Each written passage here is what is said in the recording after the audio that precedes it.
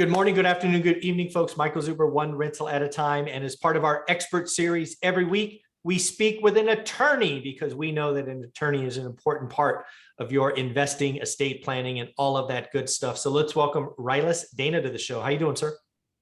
Hi, doing great. Welcome. Yeah. Good to be back. We As have always, it's fun. I enjoy these chats, given my perspective as the attorney. Yeah, no, having an attorney as part of our expert series is vital. So I thank you for giving us some time every week. It's greatly appreciated.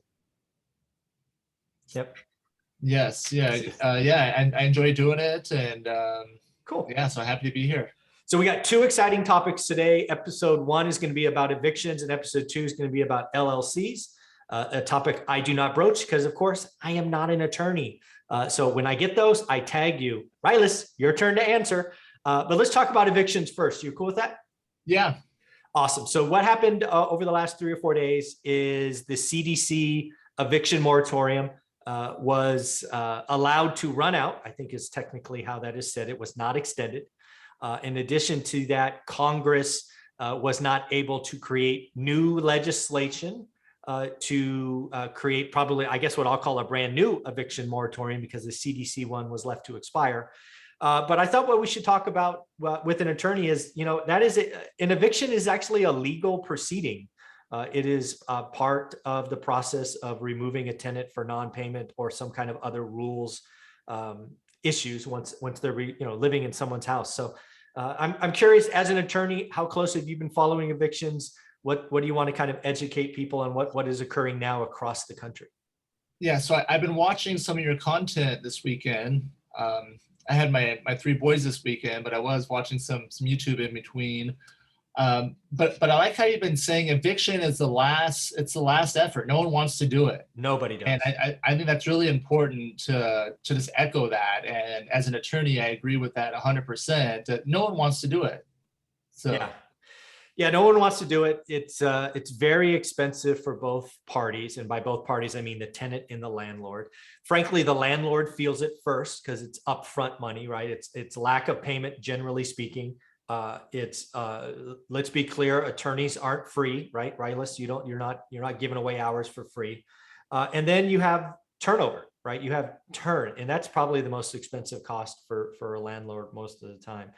But it's equally expensive for tenants, right? What people don't realize is, part of the eviction process, at least in my experience, you're the attorney, tell me if I'm wrong, is once it's filed and executed or completed or whatever the right verbiage is, usually what happens is a judgment is created. And that judgment, if filed, it sticks on the credit for, I don't know, 7 or 10 years. And as a landlord, if you have an eviction on your record, you're not getting in one of my units. So it's going to be costly for the tenant as well, right? Yeah. So eviction is a legal process, like you were saying earlier. It is a legal process, and it's the last thing when to end the contract, I would say, right? It's a way to end the contract and enforce your rights to take back your property. Yeah. And again, folks, when you sign a lease, part of that lease contract establishes the rules for essentially breaking it and evicting you from the property, right? That's really the contract you're referencing, right? Is the lease. Yes. And then the process is going to vary quite a bit state to state. Oh, absolutely. So, yeah. I'm in Arizona and California. That's where I practice and I bounce between.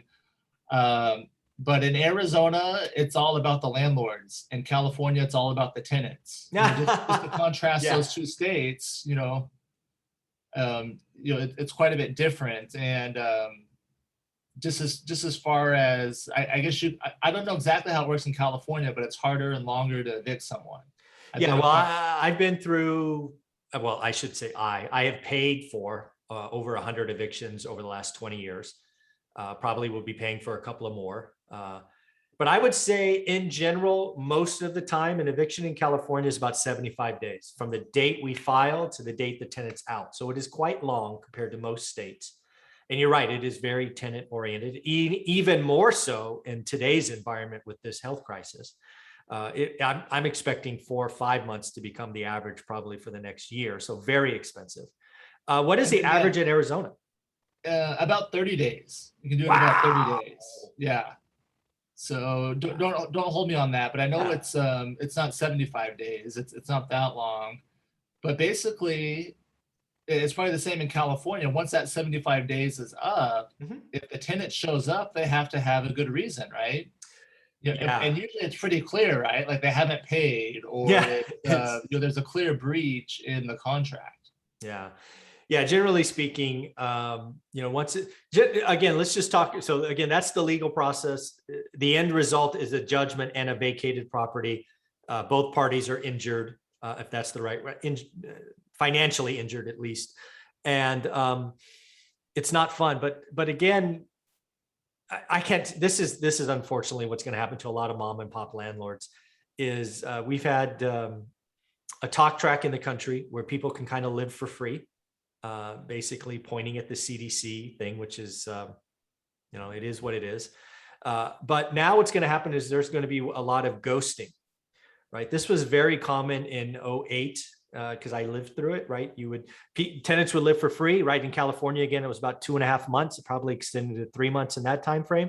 But what would happen is they'd go through lockout, you get a judgment, and then they would wait to the night before the sheriff shows up, right? Called sheriff lockout.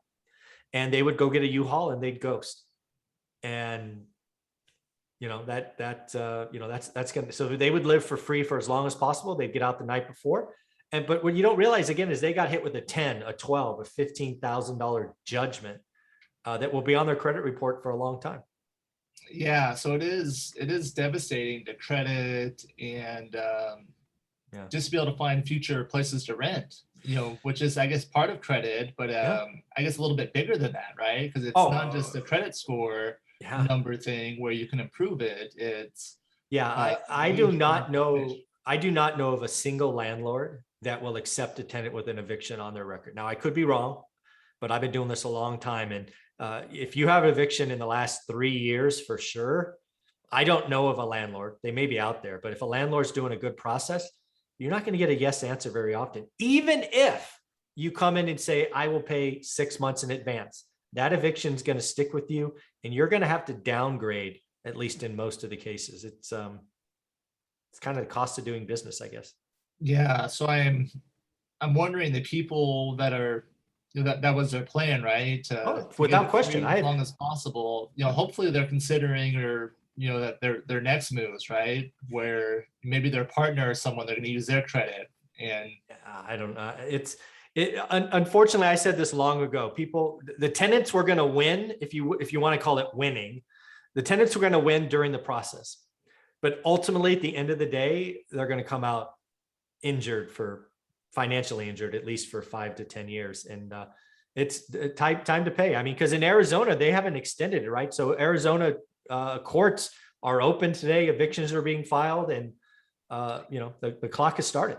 yeah, I was thinking that might be a good list to pull. Yeah, Look at all the exactly. properties where there's evictions and then to contact all those owners. I would strongly suggest that there will be landlords that run the eviction process, vacate the property, and if you can get to them before they've expensed the turnover, maybe they'll sell as is. Because I think what's going to happen is they're going to do the expense and they're going to sell owner occupant, right? They're going to be like, the market's hot, I'm going to sell owner occupant. So, and then of course they want to avoid tax changes. So it's going to be a very interesting 4 months, Rylas.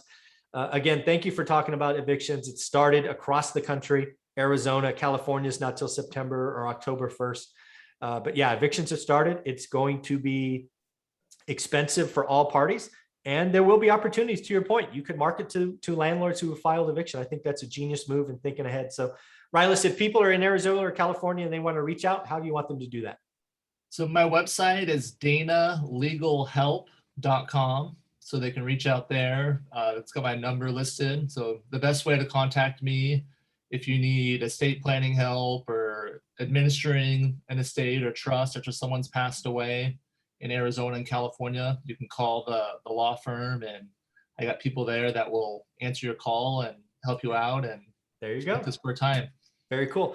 And again, folks, if you are in our private Facebook group, Rylas Dana is the person I tag on all of your attorney questions, because I'm not going to answer them, but I will tag an attorney who does. So thank you for being a part of the private Facebook group. Yeah, it's a fun community to be a part of. I love the energy, everyone, helping each other out. And so it's a great community. It's a lot of fun. Thanks, buddy.